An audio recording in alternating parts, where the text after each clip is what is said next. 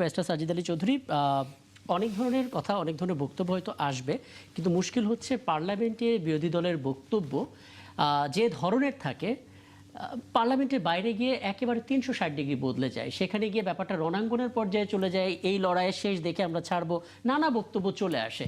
প্রথম কথা হচ্ছে, গ্রাউন্ড এমন হয়েছে কিনা দেশের, যে কারণে শেষ লড়াই শব্দটা পর্যন্ত প্রয়োগ করতে হবে? পার্লামেন্ট এবং পার্লামেন্টের বাইরে এত বিপরীত কেন আসলে? ধন্যবাদ। এই পার্লামেন্টে কিন্তু বক্তব্য দেওয়ার ক্ষেত্রে কিছু আমি মনে করি রুলস রেগুলেশন এবং প্রসিডিউর আছে। কি শব্দ হবে, কি শব্দ চয়ন হওয়া উচিত, এবং কিছু অনেক শব্দ আপনি যদি বলে থাকেন তা এক্সপান্স করার সুযোগ আছে। সেটা তো আর মাঠ পর্যায়ে নেই এবং মাঠের রাজনীতিতে নেই।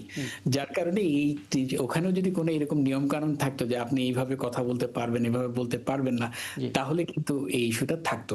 এক, দুই হচ্ছে যে বাংলাদেশ, ভারত, পাকিস্তান এই দেশগুলোর আপনি রাজনৈতিক সংস্কৃতি দেখলে অবশ্যই দেখবেন যে সেখানে কিন্তু রাজনীতিটাকে একটা যুদ্ধ হিসেবে ধরা হয়, এবং যারা রাজনীতির নেতৃবৃন্দ তারা হচ্ছে যুদ্ধের সেনাপতি।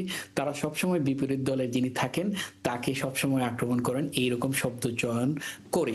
এখন সেইটার প্রেক্ষাতে বাংলাদেশের যারা বিরোধী দল আছেন এবং যারা সরকারি দলে এখন আছেন, তারা একসময় বিরোধী দলে ছিলেন, সবাই কিন্তু বিহেভিয়ার সেমই দেখবেন। আপনি কখনো খুব যে গঠনমূলক চেঞ্জ হয়েছে এরকম না। এবং আগে যেটা শেখ হাসিনা অনেক সুন্দর সুন্দর কথা বলতেন, তারাও কিন্তু এখন অনেকভাবে কথা বলছেন, যদিও আমরা তাদেরকে মানে রাজনৈতিক মাঠে বিচার ছাড়া তাদের রাজনৈতিক মাঠে উপস্থিতিটা একসেপ্ট করছি না বা আশা করছি না তাদের আসবেন। কিন্তু তারপরে তারাও তো একসময় অনেক নীতি কথা শুনিয়েছেন, কিন্তু তাদের বিহেভিয়ারটা তো এখন বেশ নেক্ষার্জনক এবং শব্দ ব্যবহারটা তো অনেক খারাপ।